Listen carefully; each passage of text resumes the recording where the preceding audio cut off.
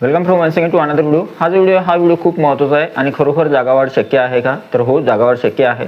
Good news आहे। कोणकोणत्या गोष्टी आहेत ज्या जागावाढीसंदर्भात किंवा या व्हिडिओमध्ये आपण त्या गोष्टी बघणार आहोत की ज्याच्यामुळे जे आहे शिक्षक भरती 2025 मध्ये जे आहे जागावाढ शक्य होणार आहे। सगळ्या गोष्टी ज्या आहेत विथ प्रूफ आहे, शासन निर्णय सुद्धा आहे, काही गोष्टींचा समावेश सुद्धा झालेला आहे आणि कोणकोणत्या गोष्टी ज्या आहेत त्या खूप फायदेशीर असणार आहे शिक्षक भरती 2025-26 साठी। सगळ्या गोष्टींसंदर्भात माहिती बघणार आहोत। व्हिडिओ जो आहे खूप महत्त्वाचा आहे। व्हिडिओ आवडला तर व्हिडिओला लाईक करा। तुम्ही चॅनलवर नवीन असाल तर चॅनलला सबस्क्राईब करा आणि कदाचित तुम्हाला या गोष्टी माहीत नसलेल्या असू शकतात आणि एखादी गोष्ट तुम्हाला माहीत असेल पण बाकीच्या गोष्टी माहीत नसतील, त्याच्यामुळे व्हिडिओ जो आहे खूप महत्त्वाचा आहे। व्हिडिओ आवडला तर व्हिडिओला लाईक करा। तुम्ही चॅनलवर नवीन असाल तर चॅनलला सबस्क्राईब करा। साईडचं नोटिफिकेशन बेल ऑलवर सेट करा जेणेकरून शिक्षक भरती संदर्भात कोणत्याही प्रकारची महत्त्वाची माहिती जी आहे तुमच्याकडून मिस होणार नाही। तर चला सुरू करूया आजचा व्हिडिओ आणि तुमचा जो अभिप्राय आहे तो कमेंट बॉक्समध्ये नक्की लिहा। तर चला सुरू करूया आजचा व्हिडिओ। सगळ्यात अगोदर शिक्षक भरती 2025-26 मध्ये जागावाढ शक्य आहे का? तर हो, कशी शक्य आहे ते सुद्धा सांगतो, विथ प्रूफ सांगणार आहे। सगळ्यात अगोदर पहिली महत्त्वाची गोष्ट जी आहे ती आहे जास्तीत जास्त आस्थापनांचा यावर्षी जे आहे शिक्षक भरतीमध्ये समावेश आहे। आता त्या आस्थापना कोणत्या आहेत ते अगोदर जाणून घेऊया। 5 मुद्दे आहे। पहिला मुद्दा सांगतोय आपण, जास्तीत जास्त आस्थापनांचा यावर्षी समावेश झाला आहे शिक्षक भरतीमध्ये। आता त्याच्या मागचे काही शासन निर्णय सुद्धा आहे।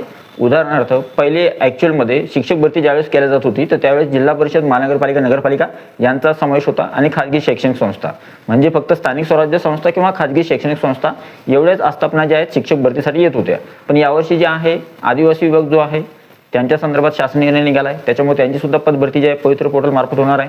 नंतर समाज कल्याण विभागांतर्गत जी भरती केल्या जाणार आहे किंवा तिथे सुद्धा शिक्षक भरती जी केल्या जाणार आहे निवासी शाळेमध्ये त्यांच्या सुद्धा जागा ज्या आहेत पवित्र पोर्टलद्वारेच भरल्या जाणार आहे। ठीक आहे, पहिला महत्त्वाचा मुद्दा। आणि विशेष अजून कला क्रीडा शिक्षकांच्या जागांसंदर्भात सुद्धा शासन निर्णय आला आहे, त्यांच्या सुद्धा जागा यावर्षी पदभरतीमध्ये पाहायला मिळणार आहे। जे कला आणि क्रीडा शिक्षक आहेत त्यांच्यासाठी ही गुड न्यूज आहे। आणि सगळ्यात महत्त्वाचं अजून एक महत्त्वाची गोष्ट आहे, आणि दुसऱ्या ज्या जागा आहेत अध्यापक विद्यालयाच्या त्या सुद्धा यावर्षी नव्यानं समाविष्ट झालेल्या आहेत। म्हणजे यावर्षी जागावाढ जी आहे शक्य आहे। आणि पहिलाच ऑथेंटिक आणि प्रमुख महत्त्वाचा मुद्दा म्हणजे यावर्षी जास्तीत जास्त आस्थापनांचा समावेश आहे, त्याच्यामुळे जास्तीत जास्त जागांची भरती यावर्षी पदभरती होऊ शकते।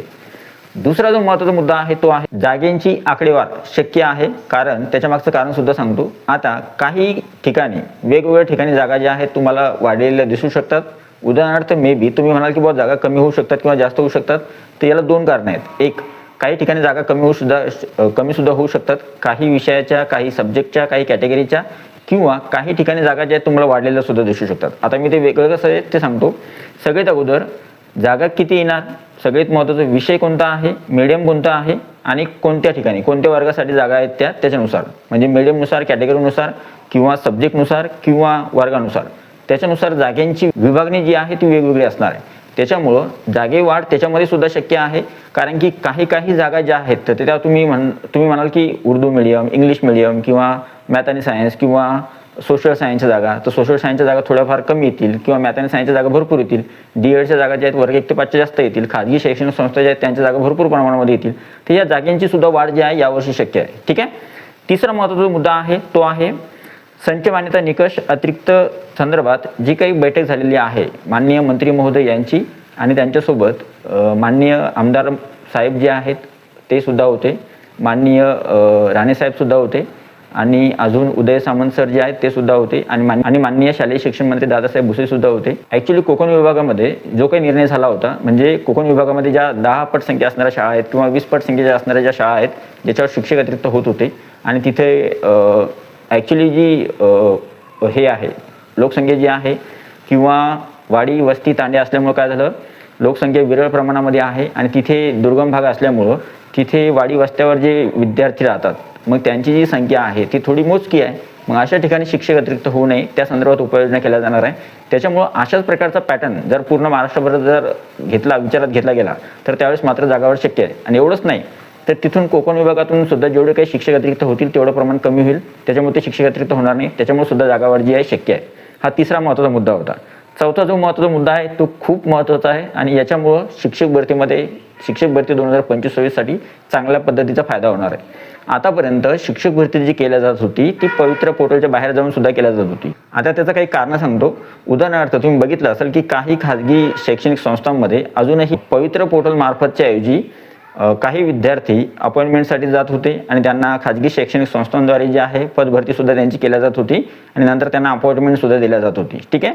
आता ॲक्च्युली ही गोष्ट जी आहे होणार नाही आहे, कारण की न्यायालय जे आहे न्यायालयाने निर्णय दिला आहे की तुम्हाला शिक्षक भरती जर करायची असेल, मग ती खाजगी आस्थापना असेल म्हणजे खाजगी शैक्षणिक संस्था असेल किंवा मग स्थानिक स्वराज्य संस्था असेल, तर यांच्यामध्ये जी काही पदभरती होईल ती पवित्र पोर्टलद्वारेच होईल.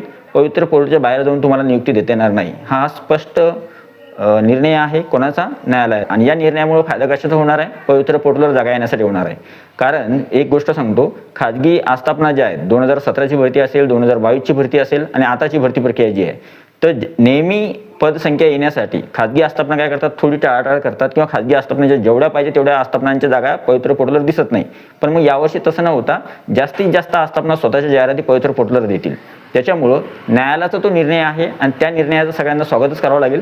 त्याच्यामुळे जास्तीत जास्त जागा ज्या आहेत पवित्र पोर्टलवर येतील यावर्षी. ठीक आहे. आता 5वा मुद्दा बघूया. 5वा मुद्दा खूप महत्त्वाचा आहे. बघा, यावर्षी शिक्षक भरतीमध्ये नवीन नियमावली आलेली आहे आणि काही गोष्टी नव्याने इन्क्लूड केलेल्या आहे आणि काही शासन निर्णय सुद्धा आलेले आहे. पहिला महत्त्वाचा आनंदाचा किंवा मोठा शासन निर्णय जो आहे तो आहे मे 2026 पर्यंत जी काही पदसंख्या रिक्त असेल ती विचारात घेतली जाणार आहे. म्हणजे थोडक्यात येणारा जो मे महिना आहे, मे 2026, तर मे 2026 पर्यंत आता समजा संच मान्यता होते, तर संच मान्यता काही ठिकाणी झाली आहे, काही ठिकाणी बाकी आहे, तर मग 2024-25ची संच मान्यता आणि 25-26ची संच मान्यता याच्यामध्ये जी पदसंख्या विचारात घेतली जाईल तर ती तर आहेच, पण सोबत आता जे काही शिक्षक म्हणजे उदाहरणार्थ एखाद्या शाळेवर एक शिक्षक रुजू आहे सद्यस्थितीमध्ये आणि तो शिक्षक रिटायर होतोय मे 2026च्या आतमध्ये समजा, तर मग जर समजा तो अगोदर काही 2-4 दिवस किंवा 5-6 दिवस किंवा 15-20 दिवस, 1 महिना अगोदर, 2 महिने अगोदर जर रिटायर होतोय, तर त्या शिक्षकाचं पद सुद्धा जे आहे रिक्त म्हणून कन्सिडर केलं जाईल, जेणेकरून जास्तीत जास्त जागेंची आकडेवारी पवित्र पोर्टलवर येईल. म्हणजे हा शासन निर्णय एवढा महत्त्वाचा आहे की मे 2026 पर्यंत जेवढी काही पदसंख्या रिक्त असेल ती पूर्ण पदसंख्या विचारात घेतली जाणार आहे यावर्षी. आणि सगळ्यात महत्त्वाचं म्हणजे नियमावली कोणती सुधारली किंवा कोणते नियम बदलले बघा. सगळ्यात पहिला जो महत्त्वाचा नियम आहे तो आहे फक्त एका उमेदवाराला एकदा संधी मिळणार आहे. हा सगळ्यात महत्त्वाचा निर्णय आहे किंवा सगळ्यात महत्त्वाचा शासन निर्णय आहे. एक उमेदवार एकदा निवडला गेल्यानंतर त्याला परत संधी मिळणार नाहीये. एक बिंदू एक पद. ठीक आहे. आणि दुसरी महत्त्वाची जी गोष्ट आहे ती थोडी फायद्याची आहे आणि थोडी नुकसानदायक सुद्धा आहे. Limited preferences. आता याचा फायदा काय आहे ते सांगतो की काही उमेदवार जे आहे फक्त 50 पसंतीक्रम देण्याची सुविधा लावल्यामुळं ज्या जागा रिक्त राहणार होत्या किंवा जिथं रिक्त अपात्र गैरहजर जागेचा राऊंड होत होता आणि जिथं उमेदवार जात नव्हते आणि त्याच्यामुळे त्या जागा रिक्त राहत होत्या, असं आता होणार नाही. विद्यार्थ्यांना तिथं जावंच लागेल. आणि 50 लिमिटेड प्रिफरन्स केल्यामुळे काय झालं की जास्तीत जास्त उमेदवारांना फक्त कमीच पसंतीक्रम देता येणार आहे, त्यांना पूर्ण पसंतीक्रम देता येणार नाहीये. त्याच्यामुळे सुद्धा जे आहे रिक्त राहण्याचं प्रमाण जे कमी होईल. आता एक महत्त्वाची गोष्ट अजून सांगतो, याचं नुकसान काय आहे की जे काही उमेदवार आहेत किंवा जास्तीत जास्त 75% उमेदवारांचं म्हणणं आहे की अनलिमिटेड प्रिफरन्सेस पाहिजे. आता ते कशासाठी पाहिजे? समजा उदाहरणार्थ स्वतःचा स्कोर कमी असेल पण मग आपल्याला पूर्ण महाराष्ट्रामध्ये कुठेही नोकरी असली तरी आपल्याला चालेल किंवा शासकीय नोकरी कुठेही भेटत असेल तर आपण जायला तयार असलो तर अशा विद्यार्थ्यांचं यामध्ये नुकसान आहे. तर त्याच्यामुळं आता जे आहे प्रिफरन्सेस अनलिमिटेड होतात किंवा प्रिफरन्सेस फक्त 50च राहतात. या संदर्भात लवकरच निर्णय होईल, ती अपडेट तुम्हाला कळवलं जाईल. ठीक आहे. आता मी जे काही तुम्हाला 5 मुद्दे सांगितले ते परत एकदा रिवाइज करून सांगतो, तुमच्या लक्षात नसेल आले परत एकदा सांगतो. पहिला जो महत्त्वाचा मुद्दा आहे तो आहे यावर्षी जास्तीत जास्त आस्थापनांच्या जागा पवित्र पोर्टलला येणार आहे. दुसरी महत्त्वाची गोष्ट आहे ती आहे जागांची आकडेवारी जी आहे त्याच्यामध्ये वाढ होण्याची शक्यता आहे. तिसरी जी महत्त्वाची आहे ती आहे संच मान्यता निकष आणि जो कोकण विभागासंदर्भात जो बैठक झालेली आहे तो जो महत्त्वाचा निर्णय आहे तो. आणि सगळ्यात चौथा महत्त्वाची गोष्ट आहे ती आहे पवित्र पोर्टल बाहेर जाऊन नियुक्ती होणार नाहीये, न्यायालयाचे आदेश आहेत तसे. आणि सगळ्यात महत्त्वाचं म्हणजे नवीन नियमावली किंवा जे आहे शासन निर्णय सुद्धा आलेले आहे की जेणेकरून रिक्त पदसंख्या जी आहे मे 2026 पर्यंत जी काही पदसंख्या रिक्त होईल ती सुद्धा विचारात घेतली जाणार आहे. तर या सगळ्या गोष्टी जर बघितल्या, त्या सगळ्या गोष्टींचा आढावा जर घेतला तर यावरून एक गोष्ट स्पष्ट होते की 2025-26 मध्ये जागा वाढ जी आहे शक्य आहे आणि जास्तीत जास्त जागा वाढ येऊ शकते किंवा जास्तीत जास्त जागा येऊ शकतात. व्हिडिओ कसा वाटला? व्हिडिओ आवडला तर व्हिडिओला लाईक करा. तुम्ही चॅनलवर नवीन असाल तर चॅनलला सबस्क्राईब करा. हा जो व्हिडिओ आहे जास्तीत जास्त शेअर करा. या व्हिडिओला जास्तीत जास्त हाईप करा. तुम्ही चॅनलवर नवीन असाल तर चॅनलला सबस्क्राईब करा. हा जो व्हिडिओ आहे जास्तीत जास्त शेअर करायला विसरू नका. भेटूया पुढच्या व्हिडिओमध्ये. तोपर्यंत व्हिडिओ बघितल्याबद्दल thank you so much. Telegram channel, WhatsApp चॅनलची लिंक डिस्क्रिप्शनमध्ये, त्यांना सुद्धा तुम्ही जॉईन करू शकता किंवा सबस्क्राईब करू शकता. So once again thank you so much. Take care. Bye bye.